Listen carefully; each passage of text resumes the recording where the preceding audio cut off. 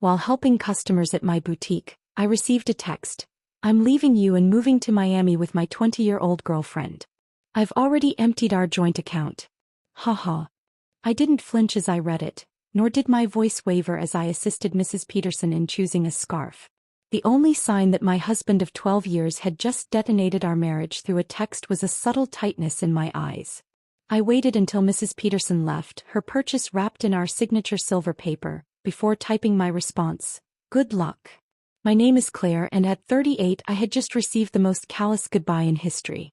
But while Mark was likely gloating over his grand exit, imagining me crushed by his betrayal, I was calmly locking up my boutique for the day. The signs had been evident for months. The late nights at work that never lined up with his paychecks, the sudden password changes on his phone, his new gym obsession, and the clothes he bought to recapture his youth. 3 months ago, I discovered a dinner receipt for 2 from a fancy restaurant on a night he claimed to be working late. That same evening, I'd opened a separate bank account at a different bank. A week later, when he suggested merging our accounts for simplicity, I agreed, all the while moving my personal savings into the new account. The joint account, which he'd just emptied, held just enough to avoid suspicion about the 2 months of regular deposits.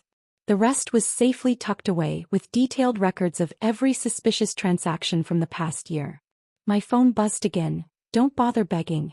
Melissa and I leave tomorrow. I'll send for my things later. Melissa, the receptionist at his office, the one I'd met at the company Christmas party, had laughed too loudly at Mark's jokes and touched his arm when she thought no one was watching. She was young enough to be his daughter, naive enough to think she was special. I didn't respond to his text. Instead, I called my lawyer, the one I'd consulted 2 months ago after finding hotel charges on our credit card statement. It's time, I said simply. He just made his move. The papers were ready, she replied. I'll file them first thing tomorrow. Do you want me to serve him in Miami? No rush, I said. Let him think he's won. Another text from Mark. I know this must be hard for you. You're not getting any younger. At least you have your little shop to keep you busy. My little shop? The successful boutique I'd built from scratch. The one generating more income than his middle management position. The one whose profits I'd carefully kept separate from our joint finances. I smiled, imagining the certified letters that would greet him in Miami. Let him enjoy his moment of triumph, I thought. That evening I stayed in our house. My house, since I'd inherited it from my grandmother and kept it in my name despite Mark's repeated suggestions to add him to the deed. Another lucky instinct that had paid off.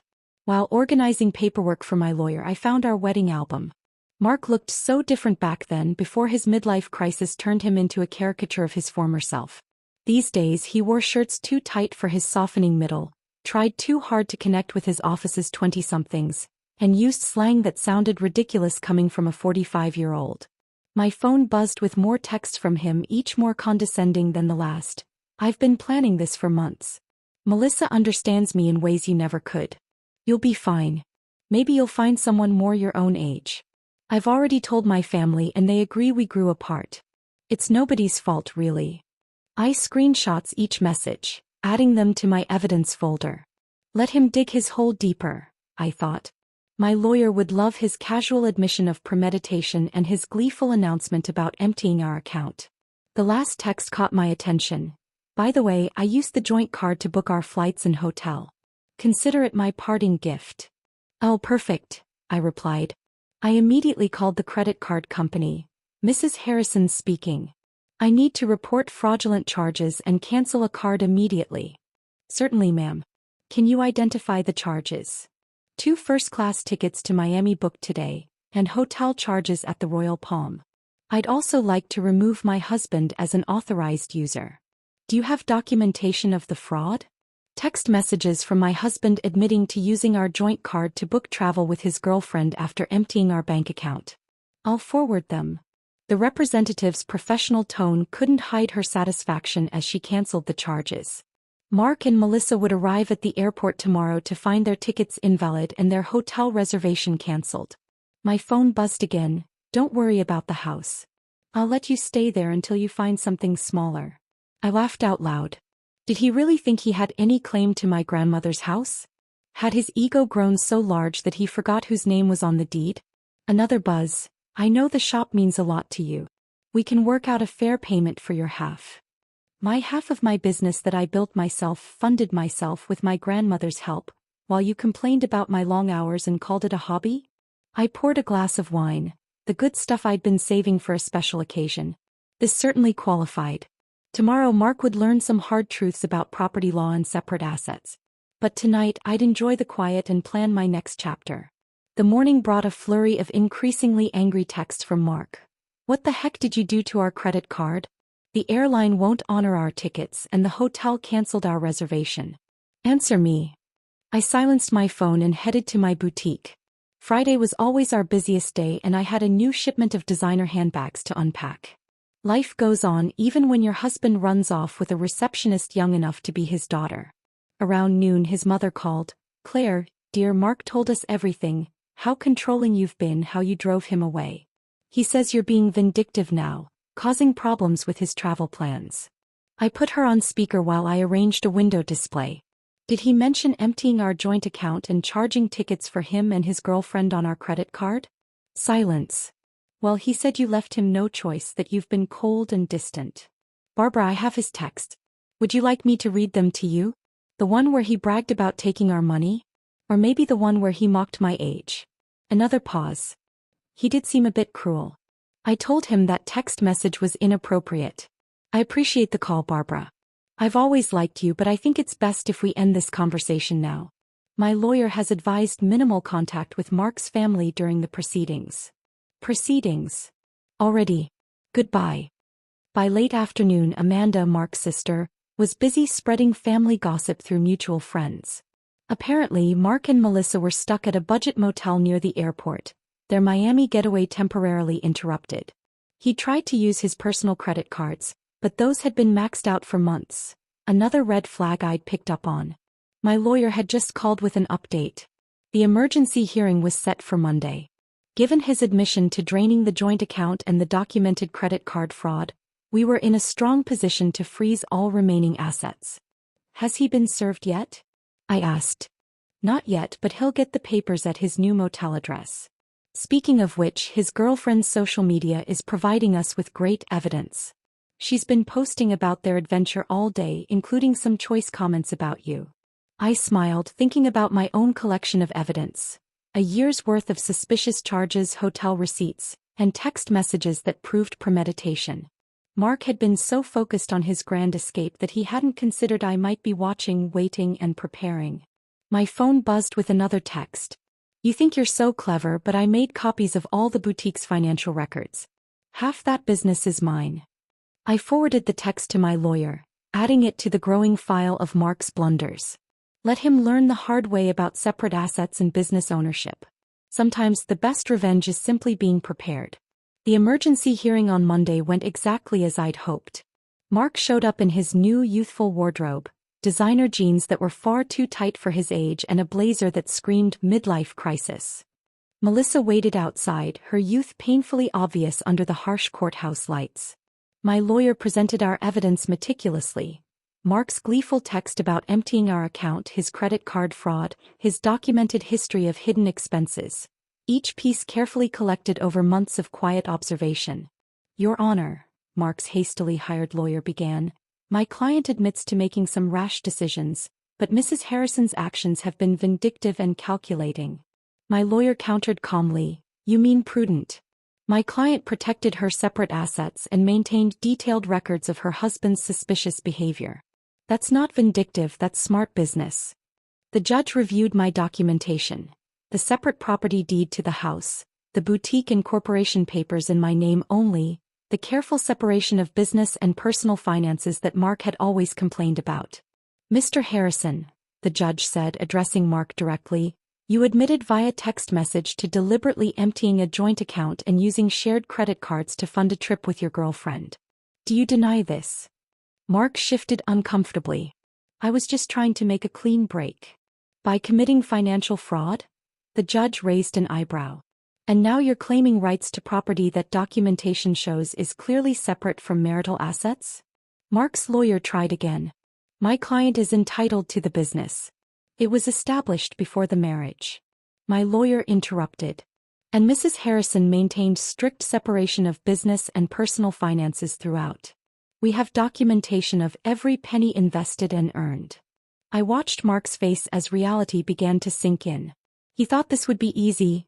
Empty the accounts, run off with his girlfriend, maybe claim half my business in the divorce. He'd never bothered to understand my insistence on keeping things separate. He'd mocked my careful bookkeeping as obsessive. The court finds sufficient evidence of financial misconduct, the judge announced. All shared assets are frozen pending final dissolution. Mr. Harrison is ordered to return any funds removed from joint accounts within 24 hours. But that money's gone, Mark protested. We spent it on. Then I suggest you find a way to replace it. The judge cut him off. And Mr. Harrison, the court takes a very dim view of using shared credit cards to fund adventures with a paramour. Outside the courthouse, I overheard Melissa asking Mark about their Miami plans. His response was drowned out by the sound of my heels clicking confidently across the marble floor, heading back to the business he'd never understood or respected. The next few weeks brought a string of increasingly desperate moves from Mark. He tried claiming the boutique had been his idea, that he'd invested money in its early days, and even suggested he'd been my business partner all along, claims quickly disproven by my meticulous records. He's getting desperate, my lawyer observed. His girlfriend's social media shows they're staying at her studio apartment now. Apparently, living on a receptionist's salary isn't quite the glamorous escape he imagined. Mark's family started reaching out, their tone markedly different from their initial accusations. We had no idea, his sister Amanda admitted. He told us you were cold and controlling, that he needed to escape. But then we saw his text. The way he bragged about taking your money. That's not the brother I thought I knew. His mother called again, this time in tears. The things he said about your age, about replacing you with someone younger. I raised him better than that. I thought I did. I let their calls go to voicemail. Their support might have meant something weeks ago, but now it felt like rats deserting a sinking ship. The boutique thrived, ironically boosted by local gossip about my situation. Women started coming in specifically to show support, often leaving with far more than they'd planned to buy. One customer confided while buying a designer handbag, I thought he'd take everything in the divorce. Men like that never expect us to be smarter than them. My phone still buzzed occasionally with texts from Mark, his tone swinging between anger and manipulation. You've ruined everything. I never intended to hurt you, but you'll regret being so vindictive. Can't we find a way to resolve this? The business wouldn't exist without my support. I forwarded every message to my lawyer without a reply, letting him dig himself into a deeper hole. Through the grapevine, I heard Melissa was having second thoughts. Apparently, sharing a studio apartment with a middle-aged man who couldn't afford his own place wasn't the romantic dream she envisioned. The age gap, which had seemed thrilling during their secret hotel rendezvous, now felt different in the stark light of reality. He posted about toxic relationships and learning from mistakes. Yesterday, my lawyer updated me, and this morning, Melissa removed her relationship status. I almost felt sorry for Mark. Almost. But then I remembered his mocking laugh after he told me he'd drained our account. The casual cruelty of his remarks about my age, the way he assumed I'd be helpless without him. No pity, just something else. Pride. Pride in my foresight, my quiet strength, my ability to protect myself while he underestimated me. The final divorce hearing painted a completely different picture than Mark's imagined victory. Gone was his cocky attitude, replaced by barely concealed panic. Melissa was noticeably absent. She'd moved on to a coworker her age, according to office gossip. Mark showed up in his old clothes. Apparently the designer wardrobe had been returned to help pay back the joint account he'd emptied. His lawyer looked exhausted, likely from trying to find loopholes in my well-documented separation of assets. Your Honor, Mark's lawyer attempted one last time. Despite the separate property documentation, my client contributed to the growth of his wife's business through moral support. Moral support? My lawyer interrupted. Like these text messages belittling Mrs. Har's business as a little shop, or these social media posts calling it her hobby? The judge had clearly heard enough. The final settlement reflected my meticulous planning. I kept my house, my business, and my separate assets. Mark got his personal belongings and his car, which was worth less than he owed on it. You've destroyed me, he hissed as we left the courthouse. No, Mark, I replied. You destroyed yourself. I just made sure you couldn't destroy me too. His mother was waiting outside, ready to take him to her house, his new home at 45. The irony wasn't lost on anyone. The man who had mocked my age was now living in his childhood bedroom, while I continued running my successful business. You planned this all along, he accused. You knew this would happen. No, I answered. I just paid attention, and unlike you, I understood the value of keeping good records. His mother stepped between us. That's enough, Mark. You've embarrassed yourself enough already. As they walked away, I heard her start on him. Honestly, what were you thinking? A 20-year-old emptying bank accounts, sending those horrible texts. I watched them disappear into the parking lot, feeling only relief. Mark thought he was writing the ending to our story with that cruel text. Instead, he'd set my carefully laid plans in motion. My phone buzzed, not with text from Mark this time, but with notifications of new orders from my boutique's website. Life was moving forward, just not in the direction he had imagined. 6 months after the divorce was finalized, my boutique had expanded to a second location. The irony wasn't lost on me. While Mark struggled to rebuild his life, the little shop he had dismissed was thriving. I'd hired 3 new employees and launched an online store that was gaining traction nationwide. News of Mark's situation slowly trickled back through mutual acquaintances. He'd tried dating apps, but women his age weren't interested in a middle-aged man living with his parents. Younger women, having heard about his history through office gossip, steered clear. Melissa had apparently warned her friends about him, sharing screenshots of his desperate attempts to win her back after she'd left. His career had suffered too. The company's HR department had launched an investigation into his relationship with a subordinate, resulting in a formal reprimand. The promotion he'd been expecting went to someone else. Someone who didn't have a history of inappropriate relationships with reception staff. He's trying to claim age discrimination, Amanda told me during an unexpected visit to the boutique. They're punishing him for dating someone younger. HR just added that complaint to his file. I was surprised to see his sister in my store, but her presence spoke volumes about how thoroughly Mark had alienated his own family. I know we didn't support you at first, she admitted, running her fingers over a silk scarf. He played the victim so well. But watching how he handled everything, how he acted afterward, I'm ashamed we ever believed him. My lawyer kept me updated on Mark's continued attempts to challenge the divorce settlement. Each petition was denied, his claims of unfair distribution dismissed based on his own actions. He actually tried arguing that his text about emptying the account was just a joke. The judge had asked, "Does Ha make theft less illegal?" The boutique's success brought unexpected validation. Local business magazines wanted to feature my story, not as a scorned wife, but as a savvy businesswoman who'd protected her interests. Young entrepreneurs sought advice on keeping business and personal finances separate. The best protection is preparation, I told one young woman who reminded me of Melissa. And always trust your instincts. Mark's mother called occasionally, usually after he'd done something particularly self-destructive. He tried online gambling, hoping for a quick fix to his financial problems. He'd gotten involved with a pyramid scheme that promised fast returns. Each attempt to recover his former lifestyle just dug him deeper into trouble. I don't know where we went wrong with him, she sighed during one call. His father and I offered to help him get back on his feet if he'd just take responsibility for his actions, but he's still blaming everyone else. You, Melissa, his company, the judge. I listened politely but kept my distance. Their family drama wasn't my problem anymore. My life had moved forward, filled with plans for a third boutique location and a possible expansion into luxury accessories. The only reminder of Mark's impact on my life was a framed screenshot hanging in my office. His final text before I blocked his number. Have fun with your little shop. At least it'll keep you busy in your old age. Below it sat my latest business award, proof that sometimes the best revenge is simply succeeding on your own terms. 1 year after the divorce, I hosted a grand opening for my third boutique location.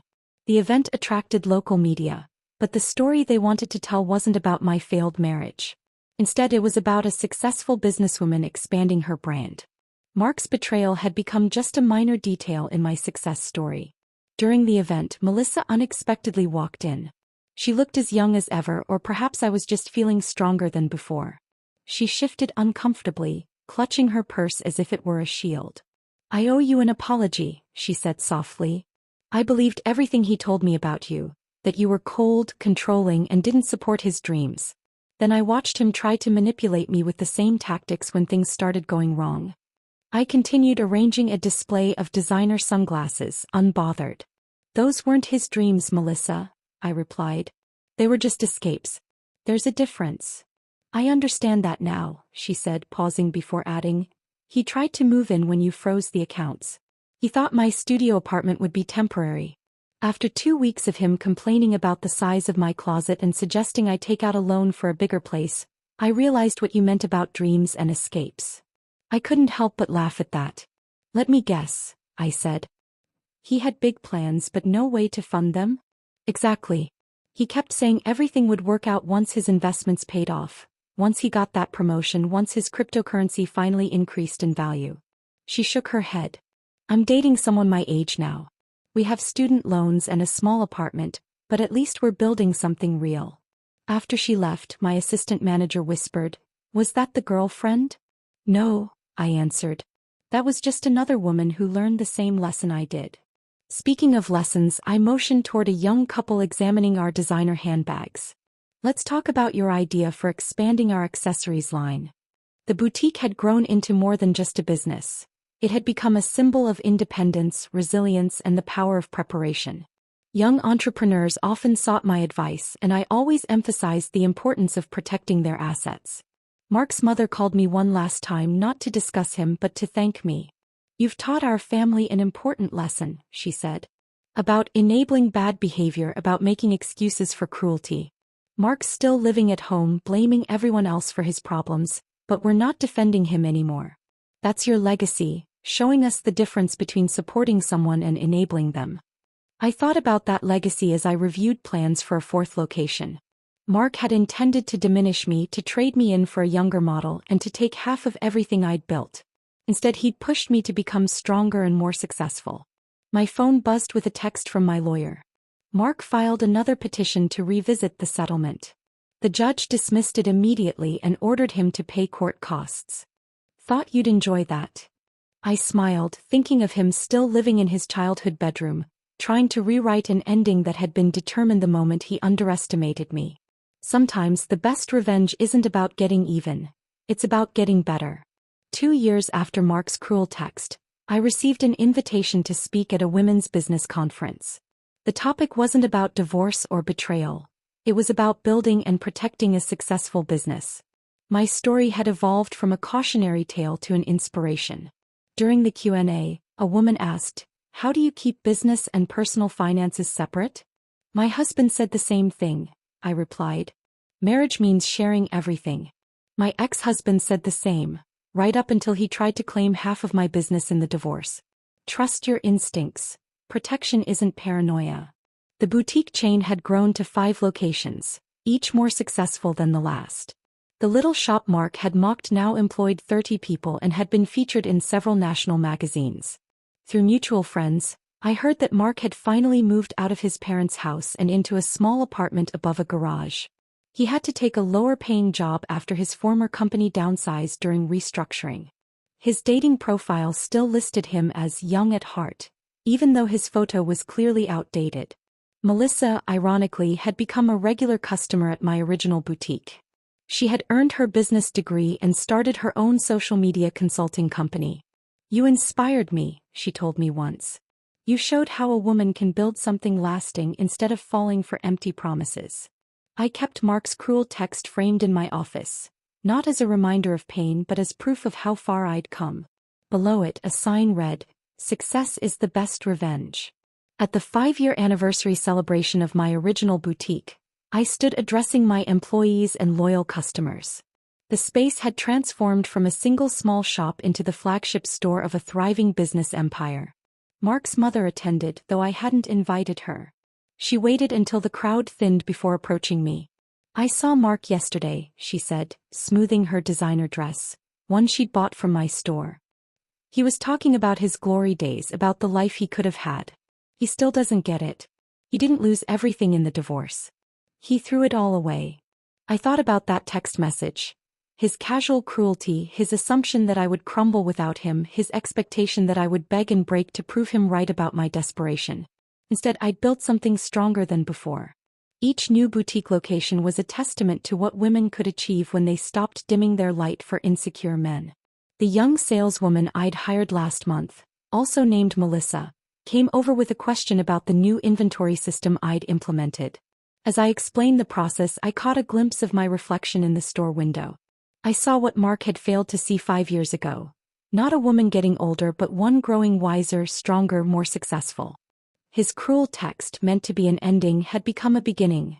Not just for me, but for every woman who heard my story and realized she deserved better than someone else's midlife crisis.